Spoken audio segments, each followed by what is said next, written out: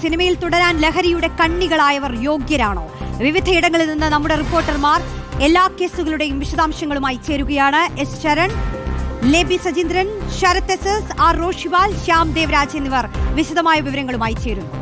കൊച്ചിയിൽ ഹൈബ്രിഡ് കഞ്ചാവിൽ അറസ്റ്റിലായ ജാമ്യത്തിൽ വിട്ട പ്രമുഖ സംവിധായകരായ ഖാലിദ് റഹ്മാനും അഷറഫ് ഹംസയെയും വീണ്ടും ചോദ്യം ചെയ്യാൻ വിളിപ്പിച്ചേക്കും. സംവിധായകനും ഛായാഗ്രാഹകനുമായ സമീർ താഹിറിനെയും ഉടൻ ചോദ്യം ചെയ്യും. സുഹൃത്ത് ഷാലിഫ് മുഹമ്മദാണ് കഞ്ചാവ് എത്തിച്ചതെന്നാണ് എക്സൈസിന് സംവിധായകർ മൊഴി നൽകിയിട്ടുള്ളത്. വിവരങ്ങളുമായി എസ് എസ് ശരൺ ചേരുന്നു. ശരൺ, ഈ അന്വേഷണം ഇപ്പോൾ എന്തായാലും സമീർ താഹിറിന്റെ ഫ്ളാറ്റിൽ നിന്നാണ് ഈ സംവിധായകരെ പിടികൂടിയിട്ടുള്ളത്. അപ്പോൾ സമീർ താഹിറിനെ വിളിച്ചു വരുത്തി ചോദ്യം ചെയ്യുന്നതിലൂടെ എന്തൊക്കെയാണ് അന്വേഷണ സംഘം ഉദ്ദേശിക്കുന്നത്? ഇതിപ്പോൾ ഈ സംവിധായകരുമായി ബന്ധപ്പെട്ട് തന്നെ ഈ കേസിൽ എന്തൊക്കെ നിർണായക വിവരങ്ങൾ നമുക്ക് ഇതിനോടകം ലഭ്യമായിട്ടുണ്ട്? ശരൺ, എന്തൊക്കെയാണ് സംഭവിച്ചത്? ശരൺ, റോഷ്നി, സമീർ താഹിറിലേക്ക് അന്വേഷണം നീണ്ടിരിക്കുന്നു എന്നുള്ളതാണ് ഏറ്റവും പ്രധാനപ്പെട്ട കാര്യം. 2 ദിവസത്തിനുള്ളിൽ തന്നെ സമീർ താഹിറിനെ വിളിച്ചു വരുത്തി ചോദ്യം ചെയ്യാനുള്ള നീക്കത്തിൽ കൂടിയാണ് എക്സൈസ് ഉള്ളത്.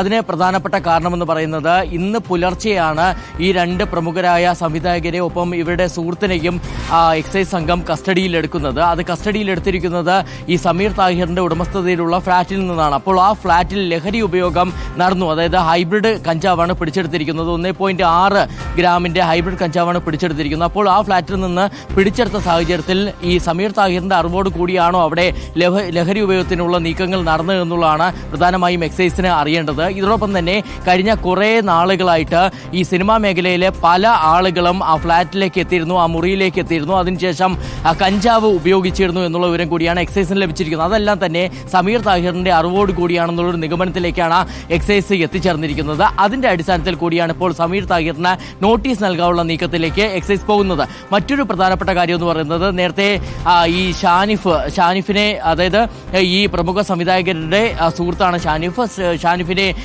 അറസ്റ്റ് ചെയ്തിരുന്നതാണ്.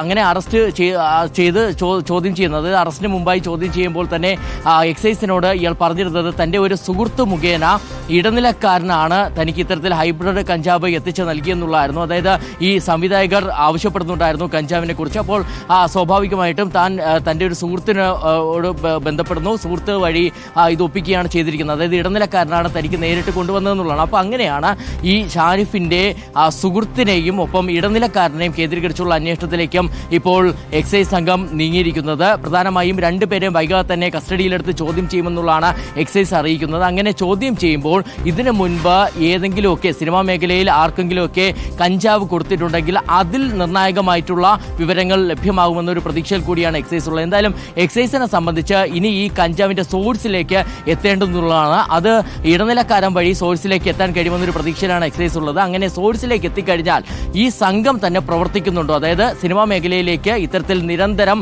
ഈ സംവിധായകരടക്കം കഞ്ചാവ് എത്തിക്കാനായിട്ട് സംഘം പ്രവർത്തിക്കുന്നു എന്ന കാര്യത്തിലും എക്സൈസിന് വ്യക്തത വരുത്തേണ്ടതുണ്ട്.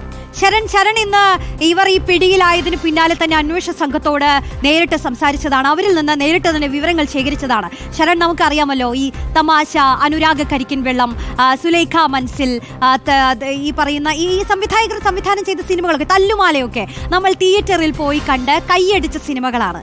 നമ്മൾ ആ സിനിമകൾ കൈയടിച്ച് പ്രോത്സാഹിപ്പിക്കുമ്പോൾ ഈ സംവിധായകർ ലഹരിയെ പ്രോത്സാഹിപ്പിക്കുകയായിരുന്നു, കൈയടിക്കുകയായിരുന്നു ലഹരിക്ക് വേണ്ടി. ഒരു സിനിമയ്ക്ക് ക്ലാപ്പ് ബോർഡ് അടിക്കുന്ന ലാഘവത്തോടെയാണ് ഇവര് ഈ ലഹരിക്ക് കൈയടിക്കുന്നെന്ന് കേൾക്കുമ്പോൾ സത്യത്തിൽ നമുക്ക് അത്രത്തോളം ബുദ്ധിമുട്ട് തോന്നുന്നുണ്ട്. എന്താണ് ഇത്? നേരത്തെ തന്നെ ഇവർ ഉപയോഗിക്കുന്നവരായിരുന്നു എന്നാണ് അറിയുന്നത്, അല്ലേ? 4 വർഷം മുന്നേ തന്നെ 4 വർഷത്തോളമായി ഇവർ ലഹരി ഉപയോഗിച്ച് വരികയായിരുന്നു എന്ന് അന്വേഷണ ഉദ്യോഗസ്ഥർ ശരണിനോടാണ് പറഞ്ഞത്.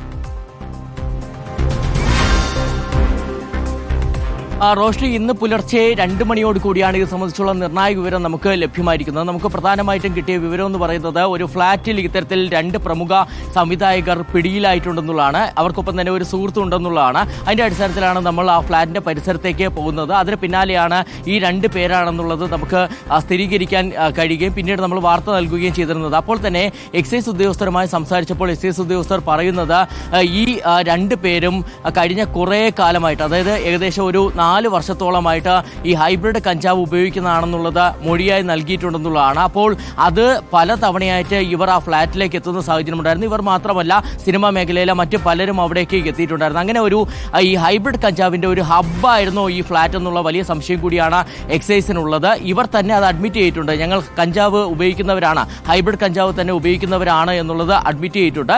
അപ്പോൾ അതിൻ്റെ അടിസ്ഥാനത്തിൽ സ്വാഭാവികമായിട്ടും കൂടുതൽ അന്വേഷണത്തിലേക്ക് പോകാനാണ് പിന്നീട് എക്സൈസ് തീരുമാനിച്ചത്. എന്തായാലും ഇതിൽ ഏറ്റവും പ്രധാനപ്പെട്ട കാര്യം എന്ന് പറഞ്ഞാൽ ഇവർ തന്നെ പറഞ്ഞിരിക്കുന്നു എന്നുള്ളതാണ്. കഴിഞ്ഞ 4 വർഷത്തോളമായിട്ട് ഇത്തരത്തിൽ ഹൈബ്രിഡ് കഞ്ചാവ് ഉപയോഗിക്കുന്നവരാണ്. അത് ഈ ഫ്ളാറ്റിൽ തന്നെ പലതവണ എത്തുന്ന സാഹചര്യം ഉണ്ടായിരുന്നു എന്നുള്ള അടക്കം കാര്യങ്ങളാണ് മൊഴിയായി നൽകിയിരിക്കുന്നത്.